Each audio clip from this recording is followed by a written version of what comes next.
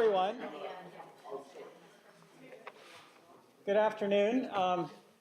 Thank you for coming out. And I let Ray and Vi know. The first time, I guess a year and a half ago when I spoke, everyone pretty much lands at about a minute or two after 12. So I assured them there would be a full room, and there is. So thank you for coming. Ray and Vi are educators in restorative justice in the name of their son, Chris Donovan, after experiencing the tragic loss of his life through unprovoked violence in 2001. In 2001, they set up the Chris Donovan Trust. It's a United Kingdom nonprofit charitable organization that continues Chris's legacy to make change in the world.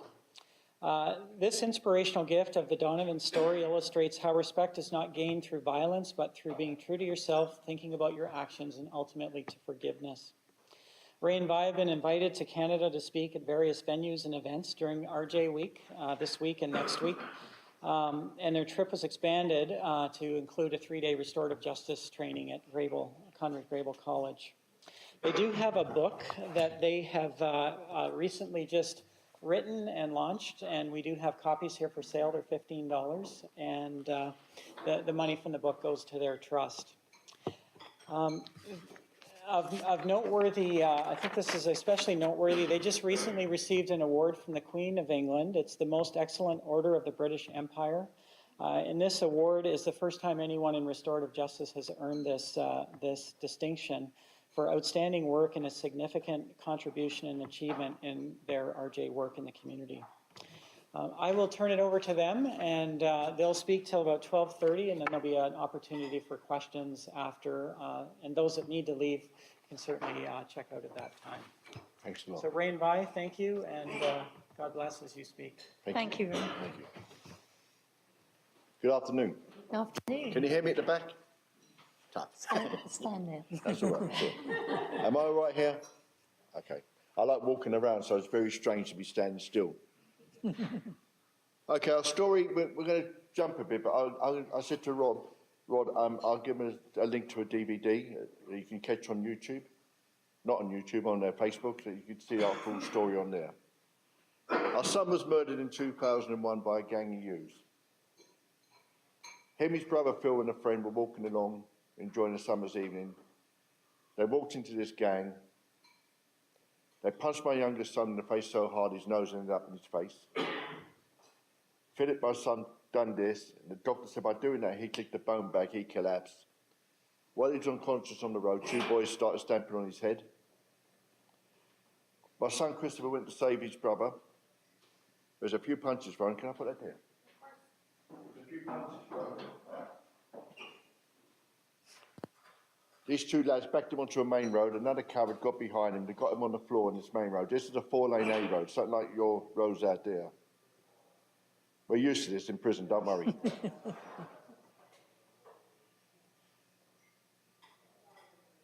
They got him on the floor. They stamped on his head till plenty shots to his face and body.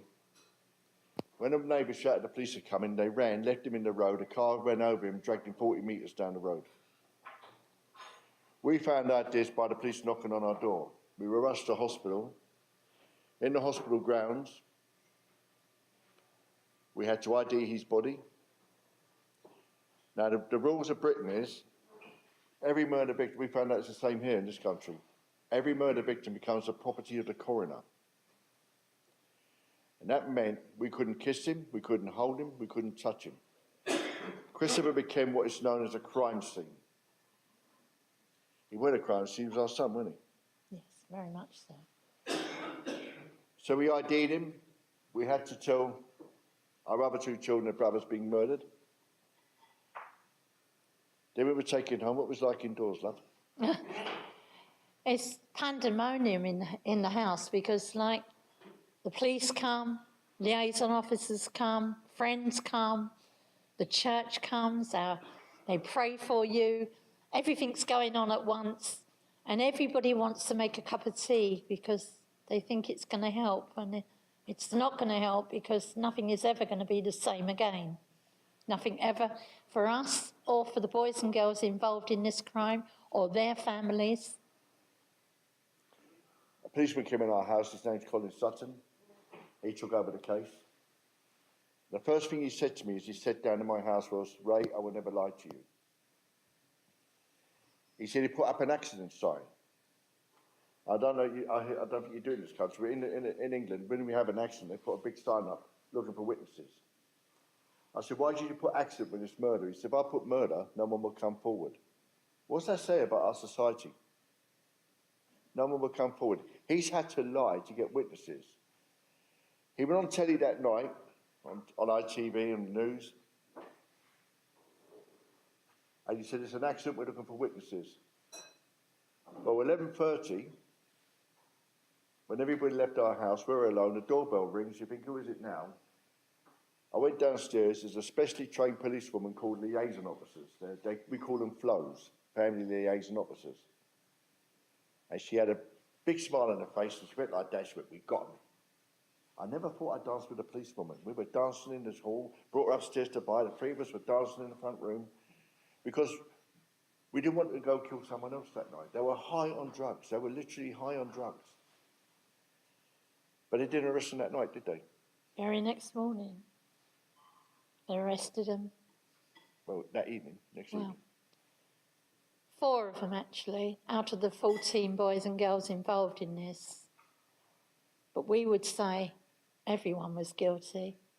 Guilty by association. Guilty by not doing anything to stop it. That's the way we see it.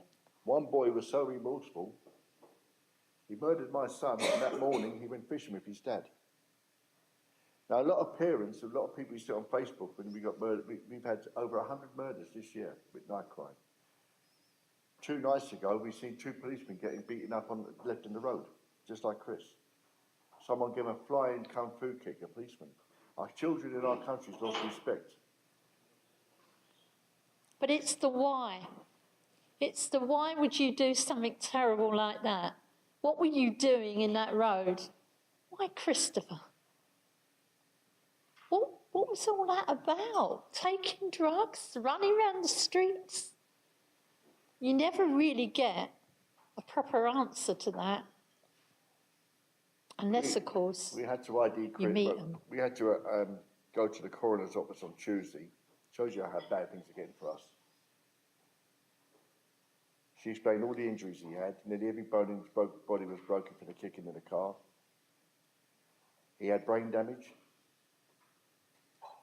And in the end, I told her to shut up. I said, "I just want to see my son." She took us to the morgue. You don't look through a window, you actually go in the room.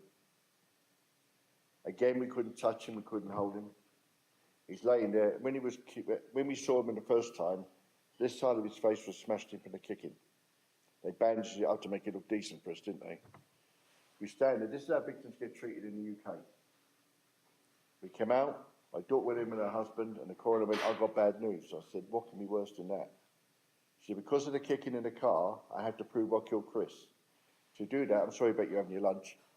I had to remove his brain, wait for an enzyme to come out, and you can't bury him for 16 weeks. Not, do you want to? You can't." After the 16 weeks, we got a phone call. "We're releasing Chris to you now. Don't have an open coffin." We never got to say goodbye to him properly, did we? No. And it's this disempowerment of victims, families, who don't take part in anything, who have to, from that moment on, do as they're told. No hugging him because of forensics. You can't see him. It's all of those things that really hurt more. This lack of including victims of crime in the situation. It's all about the offender after that, not about us. So we went to court, we had to go to the Old Bailey. One boy, that's £100 fine. One boy, he pleaded guilty to GBH, grievous bodily harm it's called. He got a £100 fine, that's $100 more or less, £200 cost for breaking spillage glasses. The other 3 were charged with murder. We went to the Old Bailey, which is the highest court in Britain.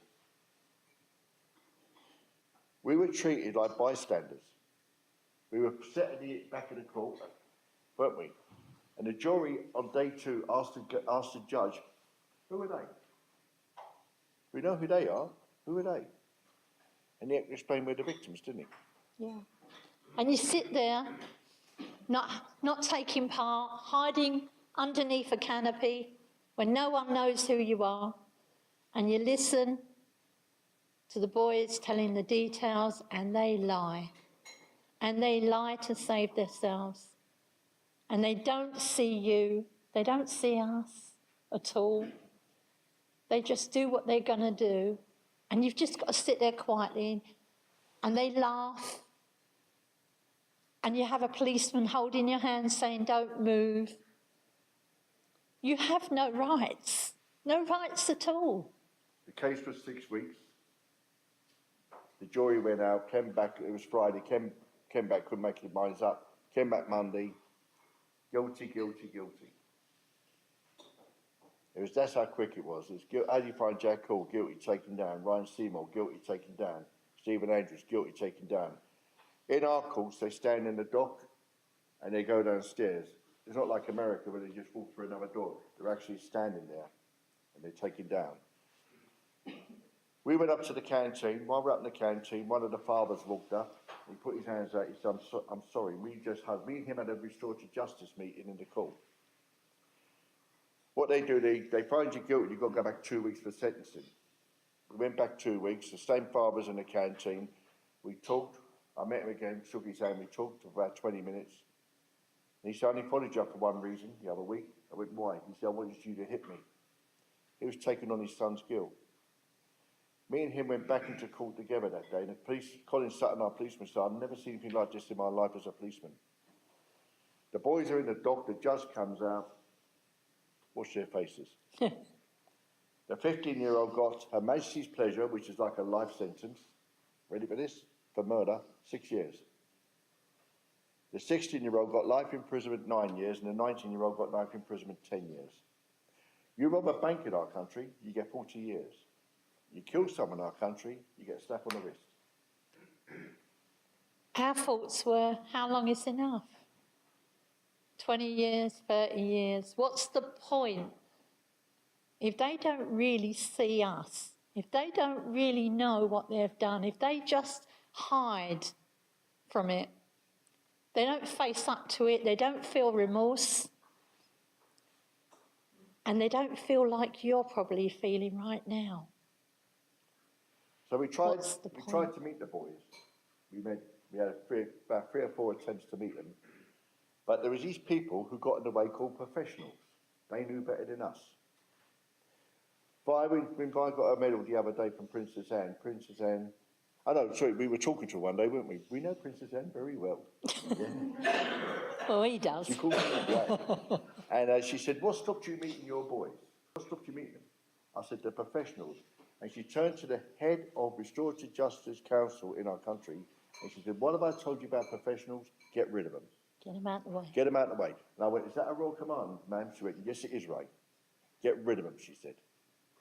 Because they think they know better than the victim. The only thing we did have to hang on to is Christopher was a Christian boy, gave his life to the Lord at 15, died at 18. We know where he is. That's the one thing we can hold on to in all of this rage and anger. We knew our lovely God saved him already. We knew. I said to the Vi coming home that night in the car from the hospital, we had to forgive these boys. Oh, I went mad in the car. I wasn't thinking about what I knew about God and what he said, and I wasn't even thinking about the Lord's Prayer or any of that stuff. I said to him, I'm not going to forgive. Why should I? They don't deserve it. They're animals. We ain't got long. Don't mention that word to me again. That's what I said. I said it because it was in my heart. Restorative justice is not about forgiveness, but it leads to it. Even non-believers sometimes forgive us. It's a powerful thing. I reckon when 2 people are in the room, magic happens, they say. I don't like that word, but that's what they say in our country. So, we arranged to meet them in 2011. We had people come in, They're talking to us, they're doing all the mediation. So the first one we were going to meet was Jack. He was a 15-year-old. And they ask you questions. You notice they're asking the victims questions now, not the offender. Who do you want in the room first? I said, me. She said, why? I said, he walked through the door and shake his hand. They went to the prison, came back, said, what have you done? And shake your hand. I said, he's there, you can take it or leave it. So now we're sitting in this room after months of preparation, and I'm watching the door. And as he walked in, he had a suit, shirt and tie. As he walked in, I stopped and come here. He came over, put his arms around me, hugged me and said, thank you. He then ran over to you, didn't he? Can I hug you? 26 years old, he's not 15 anymore. So I say, hey, young man, do you know that we forgive you? And he started to cry. And he took this kind of sack, this imaginary sack off his back, and he went, oh, like that. And I went, oh, and everybody kind of went like that. And it set us all free. Now, he caught that boy said, when he was found guilty, he shouted to his dad and said, Dad, I'm innocent, I didn't do nothing. In that room, I remember he volunteered to come in. He didn't have nothing to gain by it because we waited till they came out of prison to do it. So the Joe public couldn't say they were only doing it to get out of prison. You don't get out of prison. And he looked us in the eye and he said, well, I was in prison, I fought the system. I said, we know all about you, Jack. He did an extra 2.5 years. He was hitting the officers in the prison, beating them up. He said, then they put me on this victim awareness program, which is Sycamore Tree. Anybody know Sycamore? Run by Prison Fellowship. Find out about it. It's It's good. one of the best programs in the world because they bring victims into It's here too. You have it here in the prison. He said, it wasn't a murder victim, it was a break-in. An old lady's house got broken into. And he said, from that day to this, I can't get Chris out of my head and out of my heart. And every time he mentioned Christopher's name, his hand would go up here. And then he looked us in the eye and said, I was a 15-year-old coward. I murdered your son and I'm sorry. We waited 11 years to get that. 11 years to get the truth. And it was only restorative justice got us that. All we ever needed, all he ever needed too, was to admit, to feel the remorse, to see the tears and all of that. And it changed his life. And it changed ours. It won't bring Chris back, we know that. But it really did change the way we saw things. The second boy we met, this was strange. Just because we met the first one, we had to go through all the mediation again. He was a 19-year-old. We were in a basement flat in a place called Epsom, just near the Derby, where they raced the Derby. Again, I'm watching the door. It's a long room. He's coming in that way. And as he came in, I stood up again. He didn't walk up to me. He ran. He ran up to me, grabbed hold of me so tight I couldn't breathe, and cried on my shoulder like a baby, kept sobbing, saying, I'm sorry, I'm sorry, I'm sorry. That man wanted to meet us twice, and twice the professionals got in the way. And he kept sobbing. Then he ran over to you and grabbed you, didn't he? I thought we'd never get him to sit down. He just went on and on. Because he waited so long, you see. Sometimes they do want to tell the truth. They're not all languishing in prison, hiding. I asked all three, we'll talk about the last one in a minute. I asked all three to come to Christopher's grave. I said, you should apologise to him, not to us. Stephen's the only one with the bottle to do it, with the guts, as you say over here. It was a cold, wet day. We pulled up, and he came in his van, and his probation officer came. I said, he's down there sitting grave on the left. While he went down, I said, God, you're asking too much of me today. Let's go for a walk. It was overwhelming, wasn't it? We went for a walk, came back 20 minutes later. He was on his knees in the mud. I said, get up, Steve. He got up. I said, Christopher's here, we're here. Christopher had this attitude. Don't say it. No, I know. Poo happened, get over it. Yeah? That's Chris. And I said, and if Chris was alive, Chris would say, move on with your life. And we're giving you permission, he's great to move on. A few tears, and he said, can I come back? I said, yeah. Now, we know his wife's name, Donna, and we know he's got a child, Elliot. I know what he wants to do. He wants to bring them to pay the respects. I said, of course you can. He said, well, there's someone here, I don't want to offend no one. I said, Steve, no one knows you from Adam. If anybody asks who you are, save his friend. We can't change the past, mate, but let's all move into the future.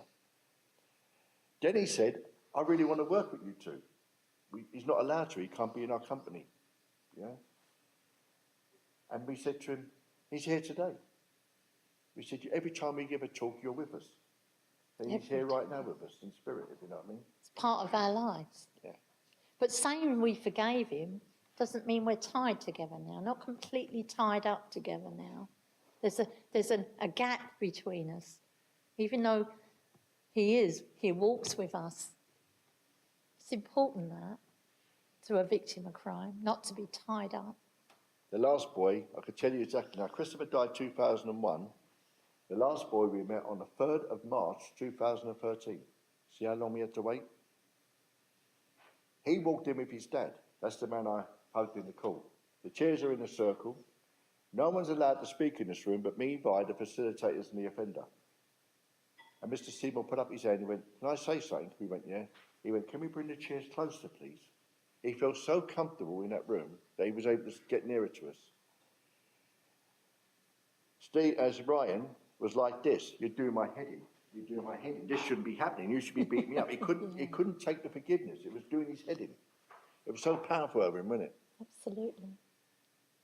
Ryan told us his story. The other two asked us to keep that confidential, and with Restorative Justice, you do. Ryan said when everybody was kicking when everybody ran, I kept on kicking and stamping on his head. I heard him moaning. I thought he'd get up. I gave him a few more stamps. I still thought he'd get up. He said, then the woman shouted again, the police are coming. I ran to an alleyway. I looked over around the corner to see would he get up. Then I saw the car headlights come up over the hill. This is how he described his hand. The car headlights come up over the hill and up and over Chris and drag him. I still thought he'd get up. I said, well, are you an idiot? He said, no, Ray, it works in video games. So we said you can't use that as an excuse. It's not acceptable. He said, no, you don't understand. I'm not using it as an excuse. I killed your son. I own that. I did it. That's the truth. It was a symptom of an unreal world I lived in. I played all those nasty games with guns and gore and blood and knives. And then I took the drink and the drugs. And after a while, you don't know the difference anymore. So they're on what we call in our country life licence. Do you have that over here? That means they're serving their sentence outside prison. If they come in there right now and stole that glass of water, one of them, they will be arrested and they could go back inside for 99 years. No questions asked. If they're in my car, got no tax and insurance, he will be arrested. If he don't sign on probation, they've got to sign on for the rest of their life, he will be arrested. If they meet up, any of this gang meets up, they will be arrested. They're living their sentence now, not in prison. They're on life licence. Jack has got his own business. He's a tattoo artist. Stephen got his own business. He's a plasterer. Ryan teaches rugby, what the Americans call football. But we don't wear any protection. We're men in England. You just had to do that. And he works with young people. They're getting on with their lives now. And I don't think that could happen if we didn't forgive them, would it? I think the major thing in this was we didn't start out wanting to forgive. I certainly didn't. I know Ray did, but that wasn't our main thing. We went in that room wanting the truth, and something happened, and that by the grace of God, that happened. And it happens if you haven't even got a faith. It happens. We've seen it in our country so many times. It's so wonderful. It's not the same. Without God, it's not the same to forgiveness. Oh yeah, the deepness of it. You have to know how much you've been forgiven before you can forgive. Now the thing is, we weren't Christians long. We only became Christians in '96. So we were new babies still when this happened. And we've got 3 minutes, I'm going to give a quick rundown. We got married in 71, got divorced in 77, we weren't Christians, had 2 children, got back together, had 2 more children. I became a Christian, she came kicking and punching after me. Yeah? He does mean that literally. And God said, get your house back in order. We got married the 28th of May, 2001. Christopher gets killed the 26th of... No, so we got married the 28th of April, 2001. Get it right. Christopher got killed the 26th of May, a month after we were married. Do I blame God for killing Chris? No. Of course not. But I thank him for the 18 years we knew him. Chris didn't kill my son. We had someone said, oh, Chris got killed because God wants to get some glory out of this. No. God don't need my son to get glory. He did it with his own son. Isn't that right? He made it right so that we could forgive. And for that, I'm going to be eternally grateful. We would never have done it otherwise, and I know that 100%. What about that church in Feltham? He's sending questions. This bloke was right. What we call in London, stroppy, yeah? I don't know what you call them over here. He put up his hand and went, yeah, I went, yeah. When did restorative justice start then? I went, 2,000 years ago on a cross. And that shut him up, didn't it? We're going to call it a day now. Thank you. You can ask us anything you want later. No. Whenever you want. Like I said, I'll send Rod the DVD online, you can watch it. Yeah. For those of you that do have to leave, certainly invite you to do that. Stick around if you want to ask some questions as a group. Ray and Vi, just thank you again for sharing your story. Each time I hear it, I learn something new, and it's profound. So do I. Yeah. Yeah. Got it out. Sticking around.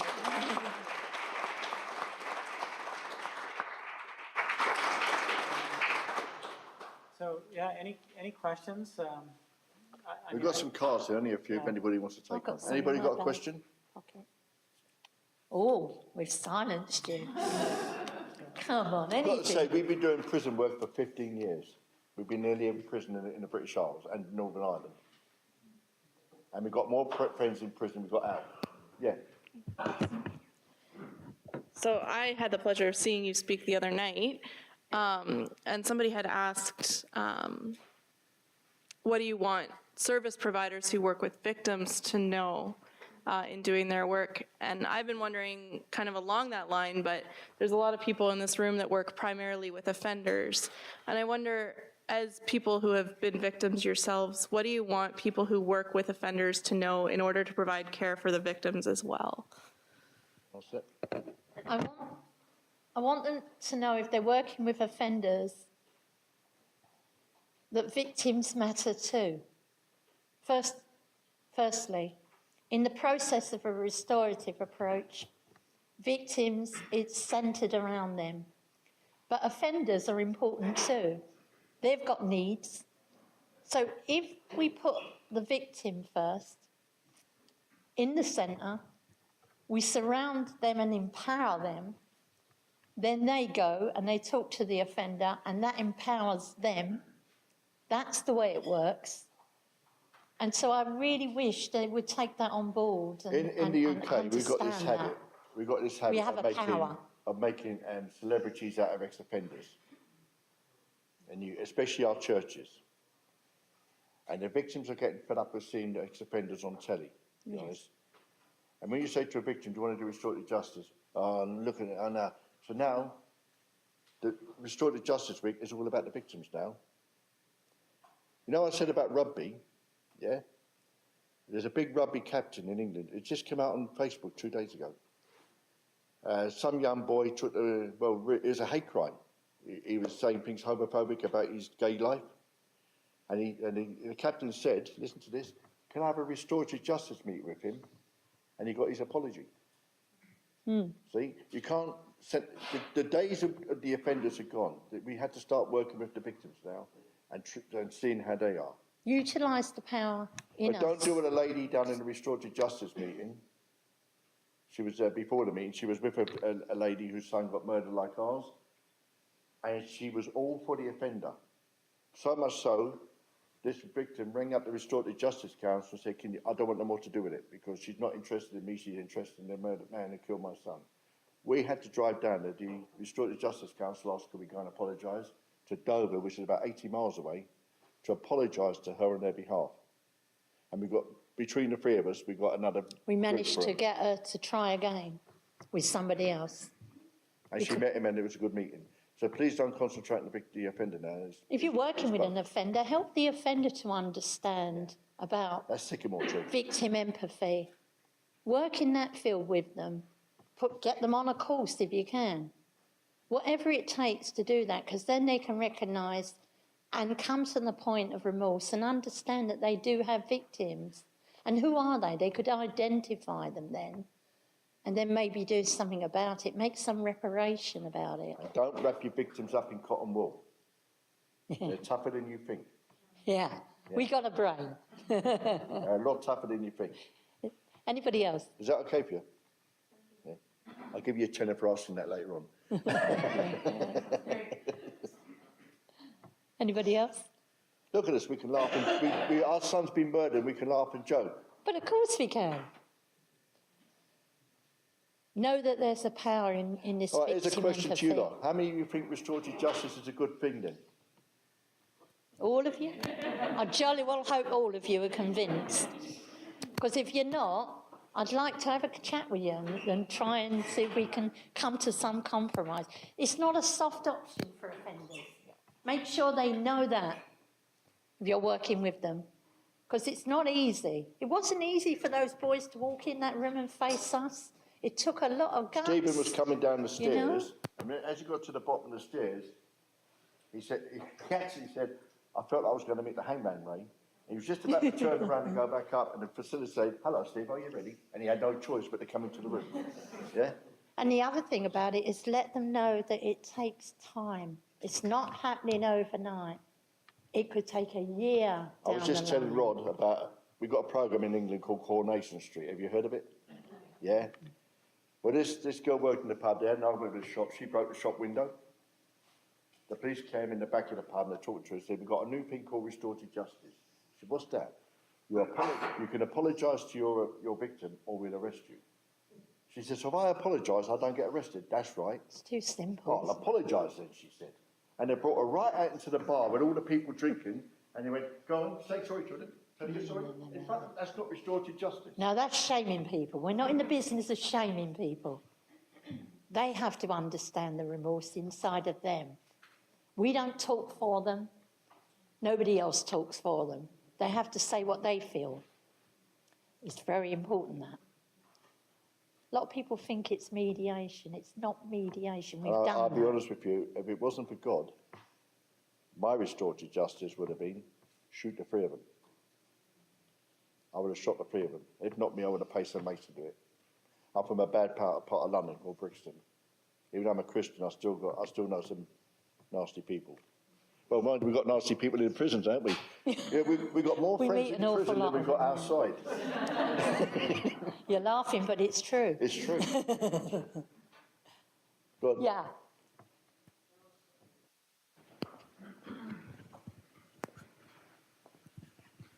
So what do you see as the next steps for restorative justice and building that or building on your concepts? Like what can be done for like people like us too to contribute or to know what the issues are for restorative justice for you guys, for a victim, from your perspective? You have a restorative justice groups going on here. You have lots of work already being done in all over the place. But it's not joined. It's not joined up like a hub that all these tendrils can come off of. And what I mean by that is the police, probation, your victim supporter kind of groups, you working with the prisons, social workers, governors of prisons. Yeah. If that was all joined, think of the power in that. Sharing information, not I'm better than you and I'm running the restorative practice group. It's sharing, the power in that sharing the information across board, and find a way to do that. In a place in London called Gloucestershire, they become the babies of restorative justice and not long come into it. And it was the police that started it. And they got everybody working as a hub, schools, community, everybody. And you know, when you're doing community restorative justice, which is, they all say, I'd rather do a murder case than community. It's got to go around. You just can't have, we're going to go to prison. It's got to be outside. It's got to work in schools. In Britain, in schools, there's one school, the race were bad, the grades were bad. Now they say the bullying and the bad behaviour has gone down and the grades have gone up. Yes. It's not just, they're fighting. It's, you're a teacher. You've offended me. Can I just speak to the teacher? Yes, and I've restored justice with the teacher. Or the teacher can come and see me. That's how it's working now. It's all it is two people in a room talking. That's all restorative justice. Don't overcomplicate it. Don't overcomplicate it. don't do it.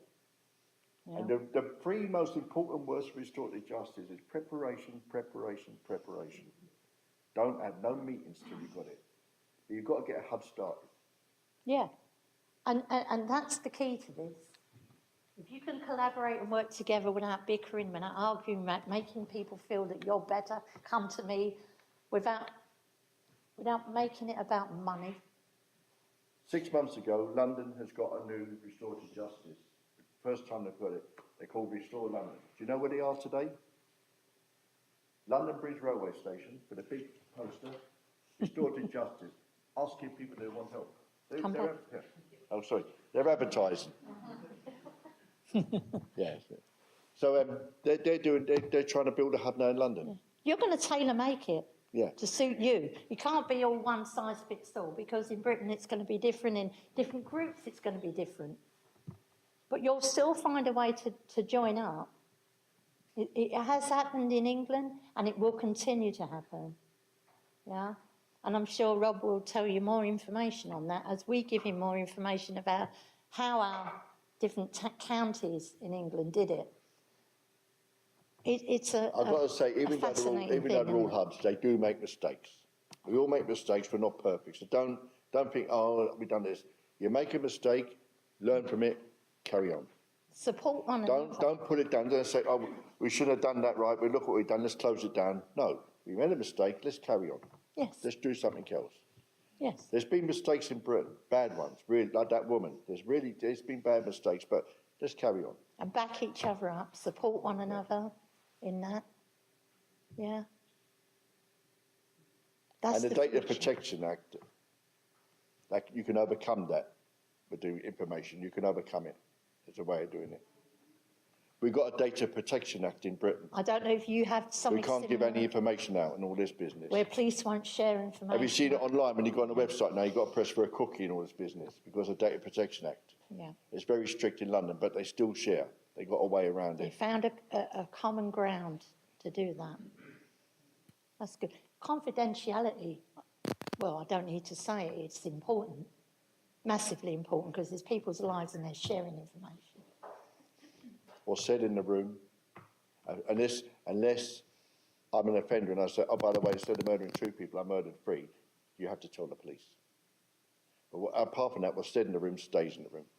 I think in Britain, 2001, when Chrissy died, low-level crime, it was being dealt with, like the little boy who broke in the shop or something. 16, 17 years later, here we are, major crimes, rapes, murders, Serial killers.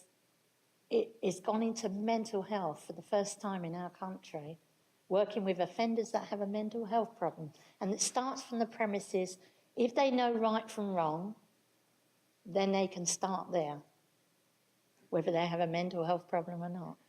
I would never have envisaged all those years ago the potential. There's such a potential for you. Do you want to hear a quick story of restorative justice? His name's Peter Wolf. Have you got a pen? Put his name down. It's called The Wolf Within. Peter was a serial burglar.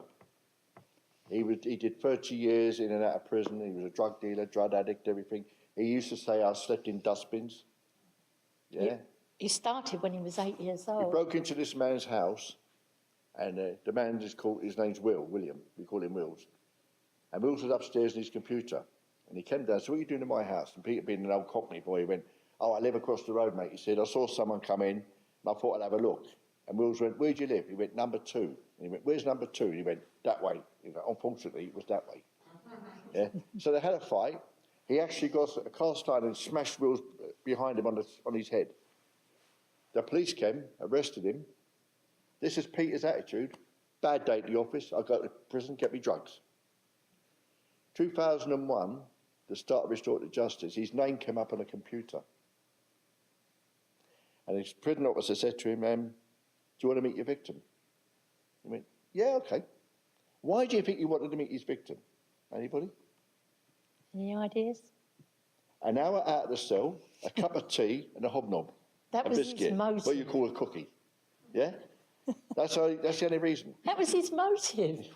So he's sitting in the room, and in London we call it the old spill, you know, a sad story, we call it a spill. I'm giving him the old spill, he said. I come from a broken home, And he read a book in prison called Man Watching by Desmond Morris. A lot of prisoners read this. It teaches you it teaches body language at a meeting. Yeah, what way to sit and behave. And he looked at Wills and went, yeah, that day we met. Wills went, the effing day we met, it wasn't in an effing cocktail bar. You broke into my effing house. And he nearly went over the table at him. And Peter went, for the first time in my life, I felt guilty. And he goes, me, guilty. Right? After the meeting, Will said to the other victim, we've got to do something with this lad. We just can't leave him like this. They helped him get an education. While he was in prison, while he was mopping the wing floor, he had a Walkman, earphones, and he's studying criminology and sociology. He now works with the police. He works with probation. They started a charity, the two of them, called Why Me? And that is one of the biggest restorative justice charities in our country. Yeah? And he's great, isn't he? He is. He's good to work with. We've been work around with the him. country with him many times. And he's a very honest man. And that's amazing to be able to say that about him. Because he knew all the dodges. In fact, we were at a conference once, and there was a probation officer, and he went, a prison probation officer said, do you remember me? She went, yeah, I remember you. You asked me for a day release because something was happening in your family. I'd let you go, and you never came back. You conned me, she said. He was that good. He could con a probation officer. So it goes to show restorative justice changes not only the victims' lives, but the offenders' lives as well. Anything Look what else it done for our fee. Anybody else? Quick one. before we go? If you want a card, check our website. They're here. Please buy books. You can read more about it and read more about where it can Oh, can I lead. just one thing? Stephen wrote a letter after our meeting. We had to read to 600 probation officers. In that letter, he put at the beginning, my name is Stephen Andrews. I, along with other associates, was involved in the death of Christopher Donovan on the 26th of May 2001. Right down near the last paragraph, he put, when Ray and Vi forgave me, it made me feel like a human being again, a good person with a positive future. I owe that to Christopher. That's how it done to him. And it changed his family and all, didn't it? Changed him. Thank you very much.